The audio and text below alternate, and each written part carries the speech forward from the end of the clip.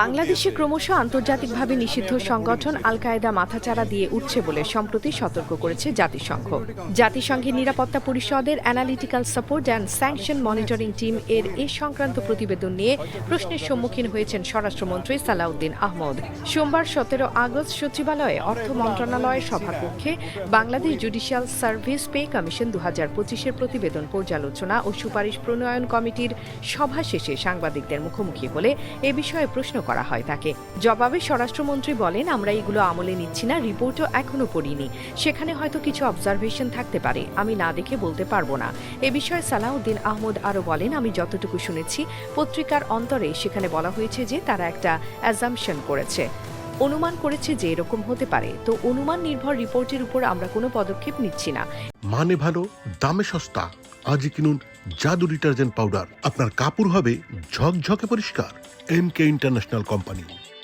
এরপর স্বরাষ্ট্রমন্ত্রীর কাছে তার দপ্তর পরিবর্তনের গুঞ্জনের বিষয়ে জানতে চান সাংবাদিকরা। জবাবে সালাউদ্দিন আহমদ বলেন, আমিও গুঞ্জন শুনেছি। উল্লেখ্য, সম্প্রতি জাতিসংঘ নিরাপত্তা পরিষদের এক প্রতিবেদনে বাংলাদেশে আল কায়েদার তৎপরতা নিয়ে উদ্বেগ প্রকাশ করা হয়েছে। প্রতিবেদনে বলা হয়েছে, বাংলাদেশে নিজেদের স্থায়ী ঘাঁটি ও গোপন সেল গড়ে তোলার চেষ্টা করছে আল কায়েদা। জাতিসংঘের প্রতিবেদন অনুযায়ী আফগানিস্তানে আল কায়েদার অবস্থান ও সক্ষমতা এখনও অপরিবর্তিত রয়েছে।